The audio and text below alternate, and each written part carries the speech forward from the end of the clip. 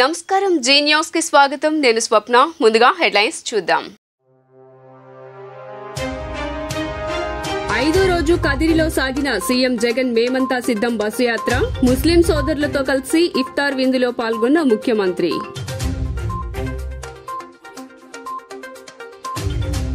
4 లక్షల కోట్ల ప్రజాధనాన్ని సీఎం జగన్ విధ్వంసం చేశాడని ఆరోపించిన టీడీపీ అధినేత చంద్రబాబు ప్రజల ఆస్తి లూటీ చేసి వారి నెత్తిన అప్పులు పెట్టారని విమర్శ.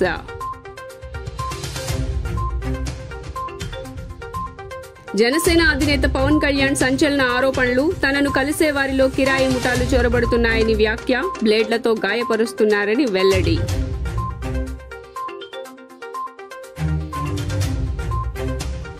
ఎంపీ కేశినేనిపై బీజేపీ విజయవాడ పశ్చిమ ఎమ్మెల్యే అభ్యర్థి సృజనా చౌదరి మండిపాటు వైసీపీకి వెళ్లిన తర్వాత నాని దిగజారి మాట్లాడుతున్నారని ఆగ్రహం. ఇక డీటెయిల్స్ చూస్తే ఏపీలో సీఎం జగన్ చేపట్టిన మేమంతా సిద్ధం బస్సు యాత్ర 5వ రోజు దిగ్విజయంగా కొనసాగింది. ఈ యాత్రలో భాగంగా సీఎం యాత్ర కదిరికి చేరింది.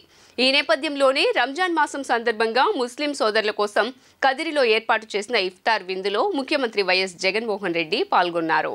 కదిరిలో ఇఫ్తార్ విందులో పాల్గొని మైనారిటీ సోదరులకు ముఖ్యమంత్రి జగన్ రంజాన్ శుభాకాంక్షలు తెలియజేశారు.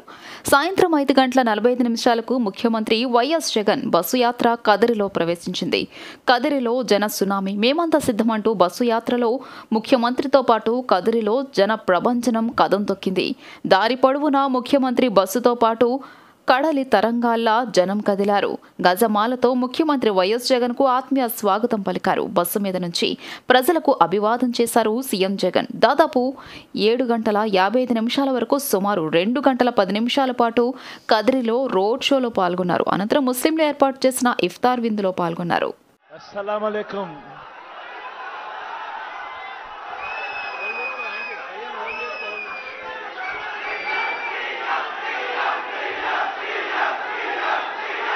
रमजान के महीने में सबको एडवांस ईद मुबारक. 4 లక్షల కోట్ల ప్రజాధనాన్ని విధ్వంసం చేసిన వ్యక్తి జగన్మోహన్ రెడ్డి అంటూ టీడీపీ అధినేత చంద్రబాబు తీవ్రంగా విమర్శించారు. సంపదను నాశనం చేసి మీ నెత్తిన 13 లక్షల కోట్లు అప్పు పెట్టాడని ఆరోపించారు. నా ఎస్సీలు అని చెప్పే ముఖ్యమంత్రి ఓ ఎస్సీని చంపి డోర్ డెలివరీ చేస్తే ఏం చేశాడని ప్రశ్నించారు. వైసీపీకి చరమగీతం పాడవలసిన సమయం ఆసన్నమైందని ప్రజలకు పిలుపునిచ్చారు. బాపట్ల ప్రజాగళం బహిరంగ సభలో టీడీపీ అధినేత చంద్రబాబు నాయుడు ప్రసంగించారు. తన బాధంతా ప్రజల ఆస్తి లూటీ అవుతుందని, సంపదను నాశనం చేసి మీ నెత్తిన 13 లక్షల కోట్లు అప్పులు పెట్టాడని ఆరోపించారు. ఈ అప్పులని ఎవరు కడతారని ప్రశ్నించారు. పన్నుల రూపంలో ప్రజలే కట్టాలి, అడిగితే సమాధానం చెప్పేవాళ్లు లేరు, అదే తన బాధ అని పేర్కొన్నారు. పోలవరం ఈ రాష్ట్రానికి 2వ కన్ను. పోలవరం పూర్తయితే గోదావరి, కృష్ణా నదుల అనుసంధానం జరిగేదన్నారు. నాగార్జున సాగర్ ద్వారా రాయలసీమకు నీళ్లు తీసుకెళ్లి నదుల అనుసంధానం ద్వారా ప్రతి ఎకరానికి నీళ్లు అందించేవాళ్లమన్నారు. టెండర్లు మార్చి రివర్స్ టెండరింగ్ అన్నాడు. రివర్స్ టెండరింగ్తో గోదావరిలో పోలవరాన్ని ముంచేశాడన్నారు. ఈ ముఖ్యమంత్రి విచిత్రమైన వ్యక్తి అని, ఎంతో మంది ముఖ్యమంత్రులను చూశాను కానీ ఇలాంటి విచిత్రమైన ముఖ్యమంత్రి అని తాను చూడలేదన్నారు. నా బీసీలు అంటూనే 30 రకాల పథకాలు రద్దు చేశాడన్నారు. నా ఎస్సీలని 27 పథకాలు రద్దు చేశారన్నారు. నా ఎస్సీలు అని చెప్పే ముఖ్యమంత్రి ఓ ఎస్సీని చంపి డోర్ డెలివరీ చేస్తే ఏం చేశాడన్నారు. అంబేద్కర్ పేరుతో విదేశీ విద్యా పథకాన్ని పెడితే ఆ పేరు మార్చేసి జగన్ అన్న విద్యా పథకం అని పెట్టుకున్నాడన్నారు. బీసీలు, ఎస్సీలు ఈ విధానాన్ని సపోర్ట్ చేస్తారా అంటూ ప్రశ్నించారు. విద్యుత్ ఛార్జీలు పెరిగిపోయాయి, దీనికి కారణం ఎవరని ప్రశ్నించారు. రాష్ట్రంలో ఇసుక దందా ఎవరిది, జగన్మోహన్ రెడ్డిది కాదా అంటూ ప్రశ్నించారు. రాష్ట్రంలో గంజాయి, డ్రగ్స్ విచ్చలవిడిగా లభ్యమవుతున్నాయన్నారు. తమిళలో ఈరోజు డిసెంబర్లో నేను వచ్చాను ఇక్కడికి. మిచ్చం తుఫాను కోసం వచ్చి పరిశీలించాను. మీకు ధైర్యం చెప్పాను. నేను అడుగుతున్న ఈ సంవత్సరం రైతాంగం పూర్తిగా చితికిపోయారు. వ్యవసాయం పైన ఆధారపడినటువంటి రైతు కూలీలు ఇబ్బంది పడ్డారా లేదా అని మిమ్మల్ని అడుగుతున్నా. ఈ ప్రభుత్వం ఏమైనా చేసిందా అని మిమ్మల్ని అడుగుతున్నా. ఒక చెత్త ప్రభుత్వం. వరదలు వస్తే, తుఫాన్ వస్తే రావాలా లేదా ఇక్కడికి? కనీసం తుఫాన్ రావడం ఒక ఎత్తైతే, వరదలు వస్తే కాలువల్లో పూడిక తీయకుండా ఎక్కడికక్కడ పొలాలన్నీ ముంపు గురై సర్వనాశనం అయిపోయే పరిస్థితి వచ్చింది. ఇంకో పక్క నేను అడుగుతున్నా, ఆ సమయంలో ధాన్యం కొనే దిక్కున్నారా అని అడుగుతున్నా, కొంటే డబ్బులు ఇచ్చారా అని మిమ్మల్ని అడుగుతున్నా, సంచులు ఇచ్చారా అని మిమ్మల్ని అడుగుతున్నా. పక్కన మిల్లుంటే ఎక్కడో మిల్లుకు పంపించి మీ పొట్టగొట్టే పరిస్థితికి వచ్చారు. ఒక్క ఇబ్బంది కాదు, నేను ఎన్నో విధాలుగా ప్రయత్నం చేసినా ఈ ప్రభుత్వం ఏమాత్రం కూడా లెక్క పెట్టుకోకుండా ఇష్టానుసారంగా చేశారు. కనీసం రైతంటే కనీస గౌరవం లేని ప్రభుత్వం ఈ ప్రభుత్వమనా కాదని అడుగుతున్నా మిమ్మల్ని. కరోనా సమయంలో అందరూ హాలిడే తీసుకున్నారు, ఒక్క రైతుకి హాలిడే లేదు, లాక్డౌన్ లేదు. కరోనాలో రైతులు కూడా లాక్డౌన్ చేసుంటే తిండుండేదా తమ్ముళ్ళు అని మిమ్మల్ని అడుగుతున్నా.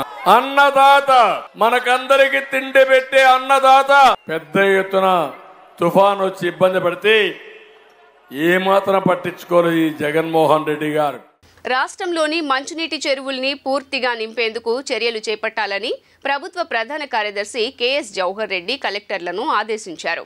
ఈ నీటిని చేపలు, రొయ్యల చెరువులకు మళ్లించకుండా చూడటంతో పాటుగా శివారు ప్రాంతాలకు సక్రమంగా మంచినీరు అందేలా చూడాలని ఆదేశించారు.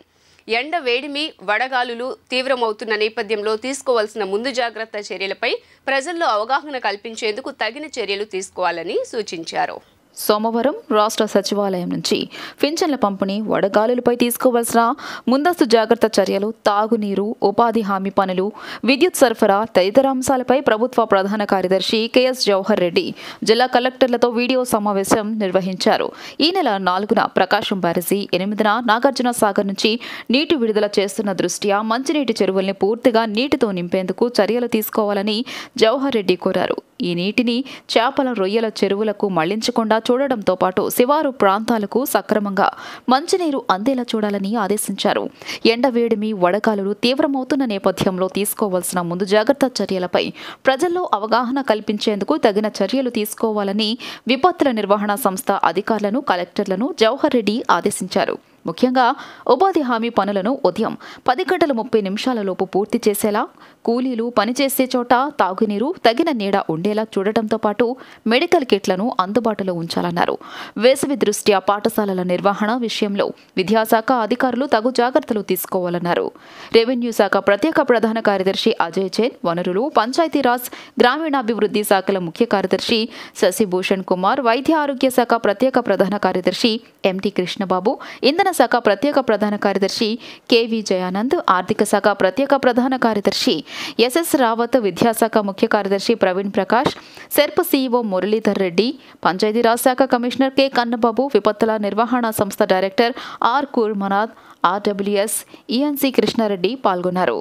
జనసేన పార్టీ అధినేత పవన్ కళ్యాణ్ సంచలన విషయాలు వెల్లడించారు. పిఠాపురం నియోజకవర్గ నేతలతో సమావేశమైన పవన్ కళ్యాణ్ మాట్లాడుతూ తాను అందరినీ కలవాలని భావిస్తానని, అయితే ప్రోటోకాల్ పాటించవలసి ఉంటుందని తెలిపారు. ఒక్కోసారి ప్రోటోకాల్ పాటించకపోతే సమస్యలు వస్తాయన్నారు. ఇటీవలే తనను కలిసేందుకు ఎక్కువ మంది వచ్చినప్పుడు వారిలో కిరాయి మూకలు కూడా చొరబడుతున్నాయని, సన్నటి బ్లేడ్లు ఉపయోగించి భద్రతా సిబ్బందిని కోసేస్తున్నారని, తనను కూడా కోశారని పవన్ వెల్లడించారు. మొన్న పిఠాపురంలో కూడా ఇదే జరిగిందని తెలిపారు. అందువల్ల అందరినీ కలవలేకపోతున్నానని తెలియజేశారు. ఫోటోలకో ఇక నేను ఒక నియోజకవర్గాన్ని, మన పిఠాపురాన్ని నా స్వస్థలం చేసుకోవడానికి వచ్చాను ఇక్కడికి. నా కోరిక ఈరోజు పొద్దున వచ్చేటప్పుడు అనుకుంటా ఉన్నా, మన జనాభా 2 లక్షల పైచిలకు కుదిరితే నేను ఈ రానున్న కొద్ది కాలంలో కూడా ప్రతి ఒక్కరితోటి ఫోటో తీయించుకోవాలనేది నా కోరిక. కాకపోతే అది ఒక్క రోజులో అవ్వదు కాబట్టి తీసుకున్న వాళ్ళని నేను కూర్చోబెట్టి ఉదయకి పొద్దునే చెప్దాం అనుకుంటున్నా. మన కమిటీ కూడా ఈ కొద్ది సంవత్సరాల్లో లేదు, ఇక్కడ కూర్చొని పాప మీరు అందరూ నలిగిపోతారు, మీరు రావాలని ఉంది కానీ మీరు రాలేకపోతున్నారు. నేను కనీసం రోజుకి ఒక 200 మందికి పిలిచి నేను ఫొటోస్ ఇస్తాను. నేను కాకపోతే అంటే ఎందుకు మనకేంటి కొన్ని ప్రోటోకాల్స్ పాటించకపోతే ఏమైపోద్ది అంటే, చాలామంది కొంతమంది ఈ కిరాయి మూకలు ఏం చేస్తారంటే, ఎక్కువ మంది వచ్చినప్పుడు సన్న బ్లేడ్లు తీసుకొచ్చి కట్ చేస్తూ ఉన్నారు సెక్యూరిటీ వాళ్ళని కూడా, నన్ను కూడా. మన ఇక్కడ కూడా జరిగాయి. అందువల్ల ఏంటంటే కొంచెం ఇలాంటి పరిస్థితుల్లో మీకు మన ప్రత్యర్థి పార్టీ పన్నాగాలు తెలుసు కాబట్టి అందుకని కొంచెం స్ట్రీమ్ లైన్ ఉంటే మనం చేసుకోవడానికి బాగుంటుంది. సో నేను పిఠాపురంలో ఇప్పుడే కాదు, రేపొద్దున మీరు భారీ మెజారిటీ ఎమ్మెల్యేగా గెలిపించాను. నేను ఒకటి అనుకున్నా, రోజువారీ కార్యక్రమంలో ప్రతి మండలం ప్రతి గ్రామంలో కూడా మనం ఎవరైతే ఉన్నారో అందరికీ నాకు ఫోటోలు ఇవ్వడానికి నేను సంసిద్ధంగా ఉన్నాను. ఎందుకంటే ఇది ఏదో సడన్గా వచ్చి వెళ్ళిపోవడానికి కాదు, నేను మనస్ఫూర్తిగా చెప్తున్నాను. శ్రీపాద శ్రీవల్లభుడి సాక్షిగా,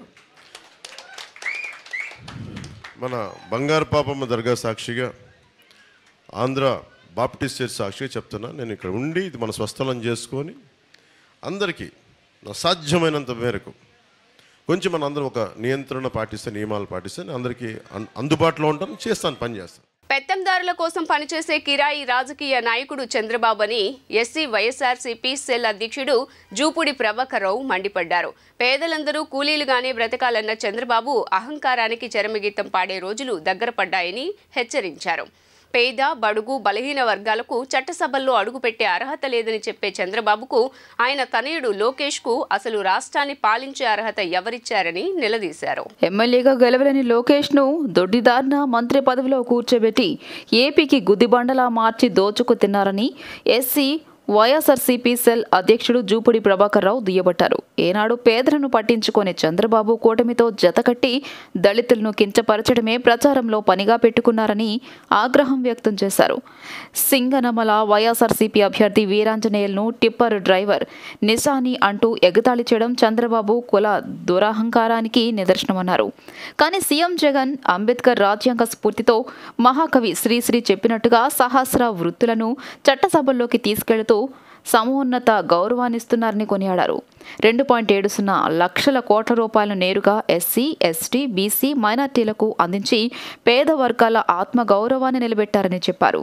గతంలో చంద్రబాబు అంబేద్కర్ విగ్రహాన్ని పెడతామని మోసం చేస్తే సీఎం జగన్ విజయవాడ నడిబొడ్డులో 125 అడుగుల అంబేద్కర్ స్ఫూర్తిని ఆకాశాన నిలబెట్టారని కొనియాడారు. ఎస్సీలు, రెడ్లను పెళ్లి చేసుకుంటే అసెంబ్లీ పార్లమెంటుకు వస్తారా అంటూ చంద్రబాబు మాట్లాడుతున్నారని, గతంలో ఎన్నడూ అగ్రవర్ణాలను వివాహమాడిన ఎస్సీలకు సీట్లు ఇవ్వలేదా అంటూ జూపూడి నిలదీశారు.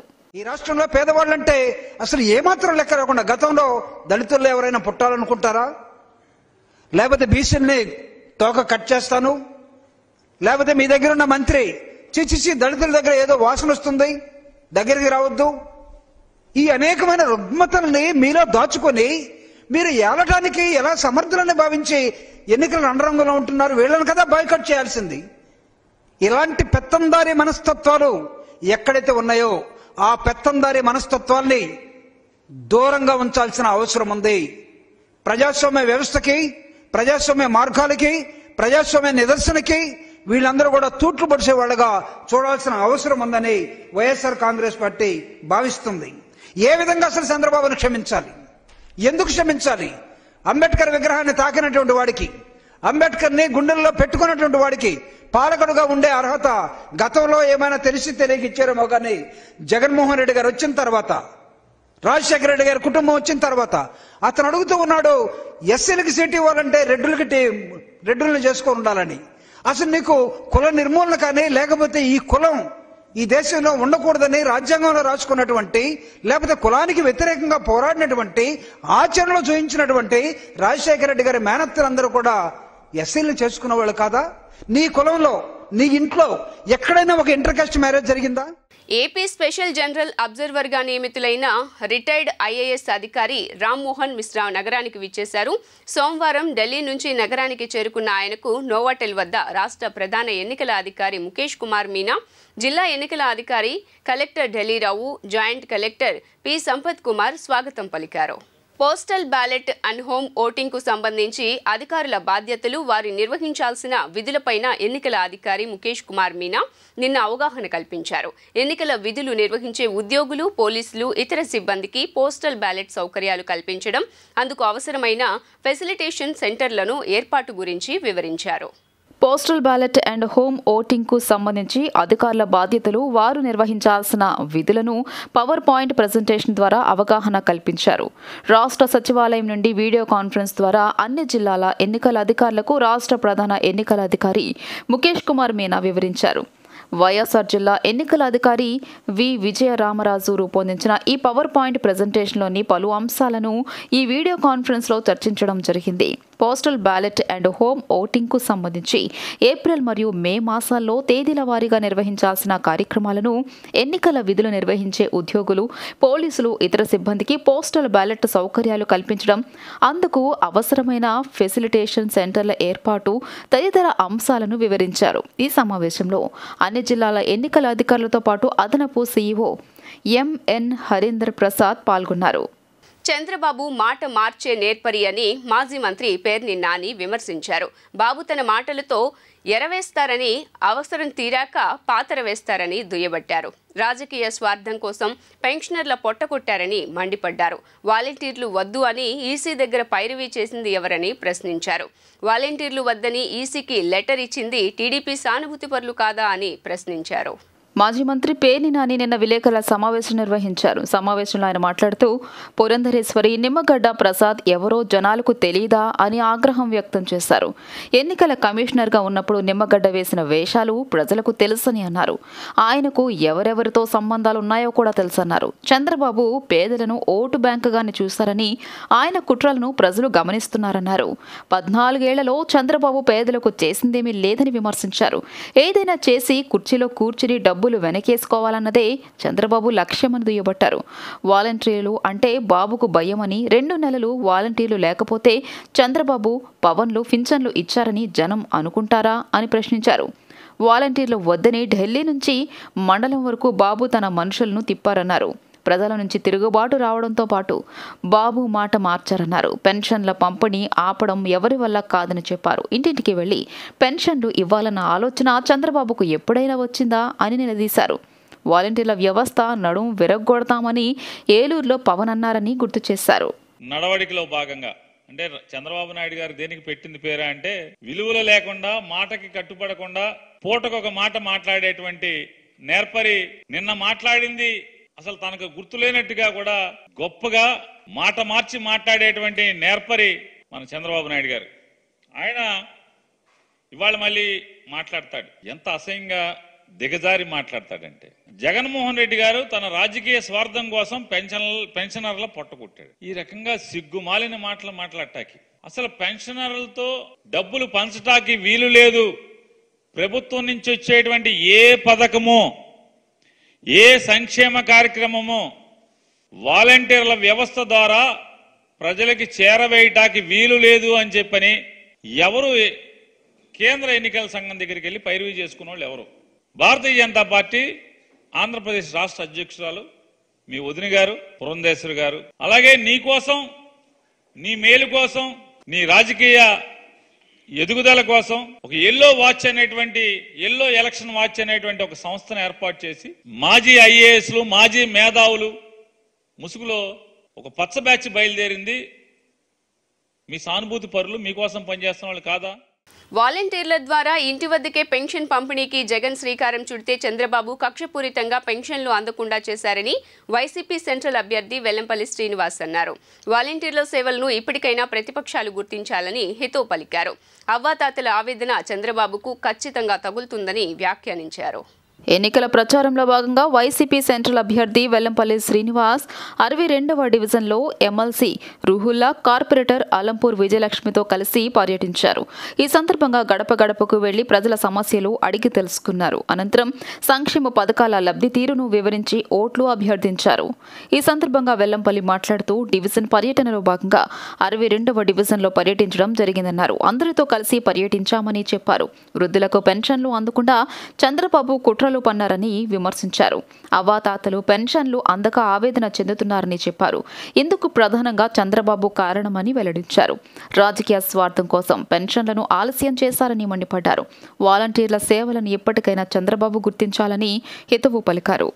డివిజన్ పర్యటనలో భాగంగా 62వ డివిజన్లో ఈ యొక్క కాలనీలో తిరగడం జరుగుతుంది. ప్రజల నుంచి మంచి స్పందన వస్తుంది. ప్రతి ఒక్కరు కూడా బాధపడేది ఒకటే, మాకు పెన్షన్ ఈరోజు రావాల్సింది జగనన్న ముఖ్యమంత్రిగా ఉంటే మాకు ఇప్పటివరకు ఏ రోజు కూడా 1st తారీఖు దాటి ఇప్పుడు పెన్షన్ ఇచ్చిన పరిస్థితి లేదు. అటువంటిది ఈసారి 1st తారీఖు వచ్చినా కానీ చంద్రబాబు దుర్మార్గపు నీచ రాజకీయాలకి వృద్ధుల్ని, దివ్యాంగుల్ని అందరినీ కూడా మోసం చేశాడు చంద్రబాబు నాయుడు. ఎందుకు ఇంత కక్ష? మాకు ఆ ఒక్క పెన్షన్ 1వ తారీఖు వస్తుందంటే 5 గంటలకల్లా మాకు డబ్బులు మా చేతికి వస్తాయని చెప్పి సంతోషం ఉండేది. ఆ సంతోషాన్ని చంద్రబాబు నాయుడు, పవన్ కళ్యాణ్ వీళ్ళంతా చితిమేశారు. దాన్ని 2 నెలలు మేము జగనన్న కోసం కష్టపడతాం గ్యారంటీగా, తప్పకుండా మళ్ళీ మేము జగనన్నే గెలిపించుకుంటామని పెద్దవాళ్ళందరూ ఆశీస్సులు ఇస్తుంటే దివ్యాంగులు కానీ పెద్దవాళ్ళు కానీ అందరూ కూడా అదే చెప్తున్నారు.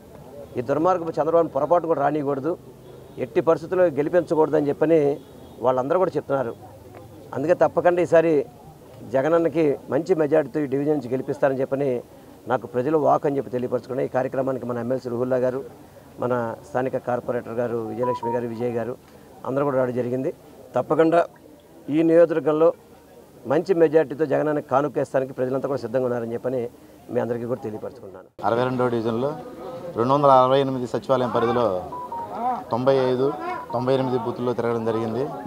మరి ఈ బూతుల్లో కూడా ప్రజలందరూ కూడా వన్ సైడ్గా వెల్లంపల్లి గారిని గెలిపించడానికి రెడీగా ఉన్నారు.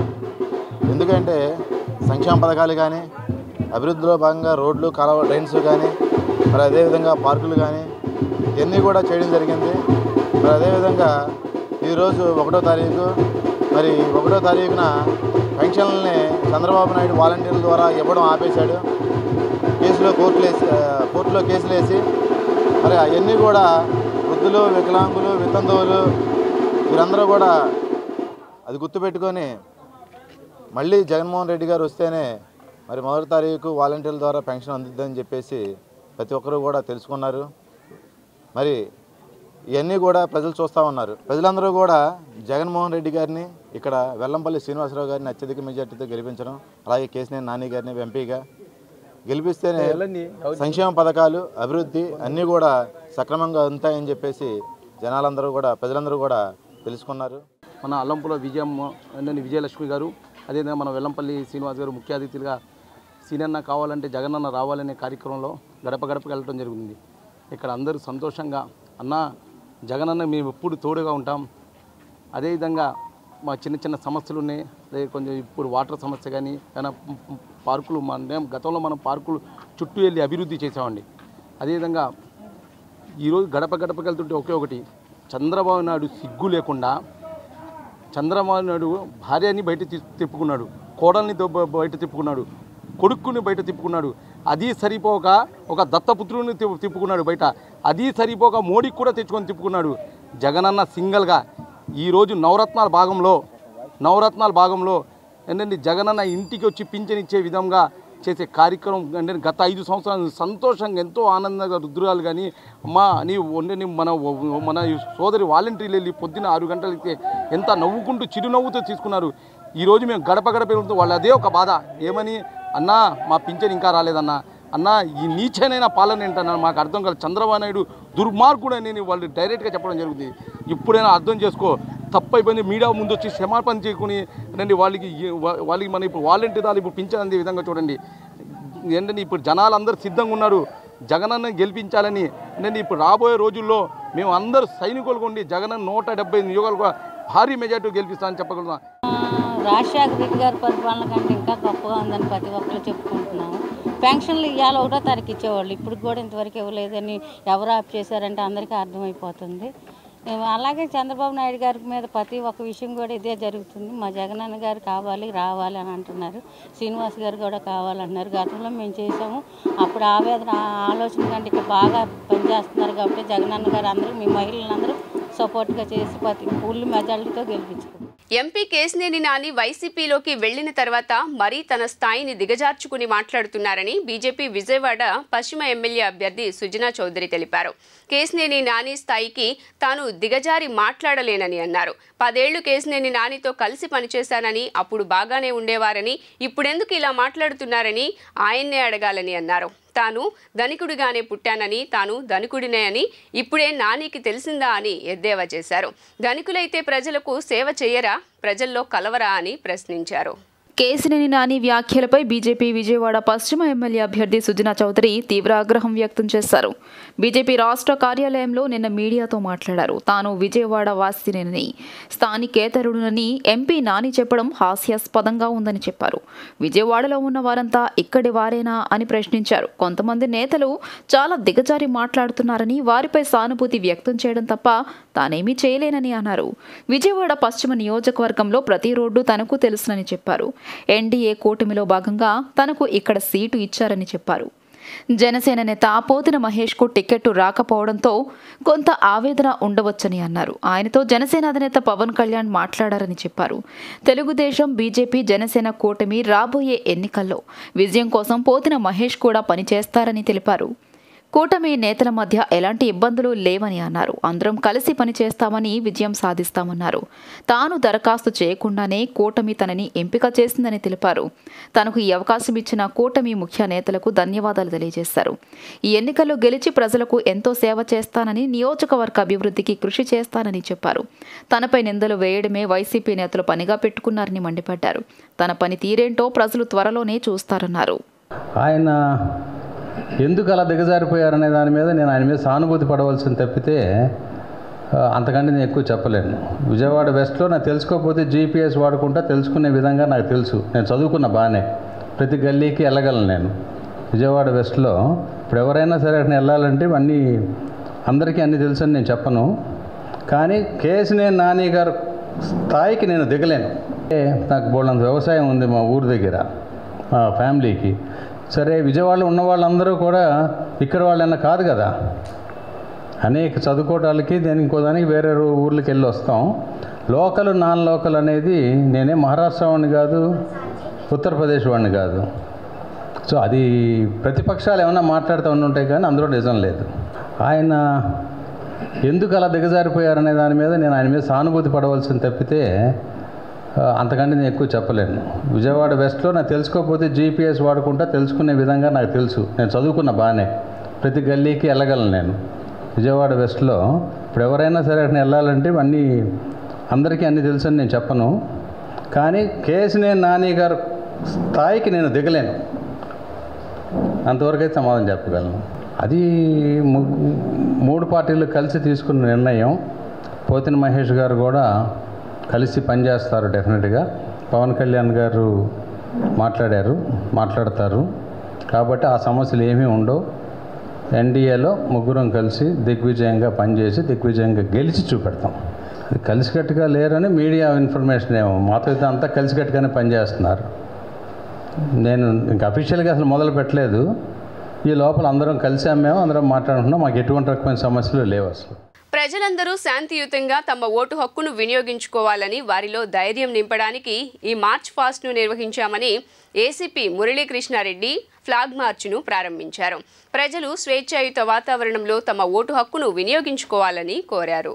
Vijayawada 1 town police station CI Durga Shekar Reddy ఆధ్వర్యంలో 1 టౌన్ స్టేషన్ పరిధిలో ఫ్లాగ్ మార్చ్ నిన్న నిర్వహించారు. Vijayawada west ACP Muralikrishna Reddy flag మార్చ్ను ప్రారంభించారు. సిఐపిఎఫ్ సిబ్బంది 1 టౌన్ పోలీస్ స్టేషన్ నుంచి మాడపాటి క్లబ్ మార్కెట్ మీదుగా తిరిగి పోలీస్ స్టేషన్ వరకు కవాతు నిర్వహించారు. ఈ సందర్భంగా మురళీకృష్ణారెడ్డి మాట్లాడుతూ విజయవాడ నగర పోలీస్ కమిషనర్ కాంతిరాణ టాటా ఆదేశాల మేరకు 1 టౌన్ పోలీస్ స్టేషన్ పరిధిలో ఎన్నికల నిర్వహణ దృష్ట్యా ఫ్లాగ్ మార్చ్ నిర్వహించడం జరిగిందన్నారు. పారామిలిటరీ సిబ్బంది, స్థానిక సిబ్బందితో ఈ మార్చ్ ఫాస్ట్ నిర్వహించామన్నారు. అసాంఘిక కార్యకలాపాలకు పాటుపడిన పోలీసుల విధులకు ఆటంకం కలిగిస్తే కఠిన చర్యలు తీసుకోవడం జరుగుతోందన్నారు. ఈ కార్యక్రమం నందు west division inspectors, paramilitary force మరియు వెస్ట్ డివిజన్ సిబ్బంది పాల్గొన్నారు. రాబోయే సార్వత్రిక ఎన్నికల సందర్భంగా మా సిపి గారి ఉత్తర్వుల మేరకు పారామిలిటరీ దళాలు, అలాగే లోకల్ పోలీసు, అలాగే మా ఇన్స్పెక్టర్స్ అందరితో కలిసి ఫ్లాగ్ మార్చ్ నిర్వహించడం జరుగుతుంది. దాంట్లో భాగంగానే ఈరోజు 1 టౌన్ పోలీస్ స్టేషన్ పరిధిలోని ఆర్ఆర్ అప్పారావు రోడ్డు, అలాగే తారాపేట, ఇలా కాళేశ్వరి మార్కెట్, ఈ ఏరియా అంతా కూడా ఫ్లాగ్ మార్చ్ నిర్వహించాం. దీంట్లో మెయిన్ ముఖ్యోద్దేశం ఏంటంటే ప్రజలందరిలోనూ కూడా ప్రజలు ఫ్రీగా ఫ్రీ అండ్ ఫెయిర్గా ఓటు హక్కు వినియోగించుకోవాలని, దానికి ఏ పరిస్థితులు ఎదురైనా సరే మేము సిద్ధంగా ఉన్నామని ప్రజలందరికీ భరోసా కలిగించాలనే ఉద్దేశం ఇది. అదే రకంగా అన్ని సమస్యాత్మక ప్రాంతాల్లోనూ కూడా మా వెస్ట్ డివిజన్ పరిధిలో అన్ని సమస్యాత్మక ప్రాంతాల్లోనూ కూడా ఈ ఫ్లాగ్ మార్చ్ నిర్వహిస్తున్నాం. ప్రజలందరూ కూడా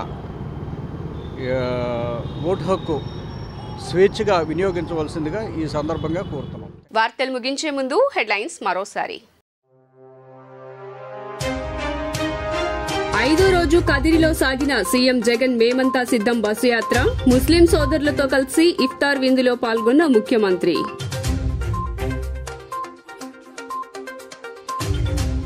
4 లక్షల కోట్ల ప్రజాధనాన్ని సీఎం జగన్ విధ్వంసం చేశాడని ఆరోపించిన టీడీపీ అధినేత చంద్రబాబు ప్రజల ఆస్తి లూటీ చేసి వారి నెత్తిన అప్పులు పెట్టారని విమర్శ.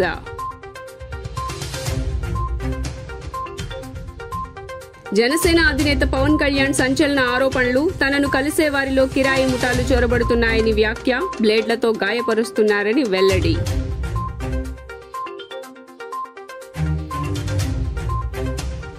ఎంపీ కేసినేనిపై బీజేపీ విజయవాడ పశ్చిమ ఎమ్మెల్యే అభ్యర్థి సృజనా చౌదరి మండిపాటు. వైసీపీకి వెళ్లిన తర్వాత నాని దిగజారి మాట్లాడుతున్నారని ఆగ్రహం.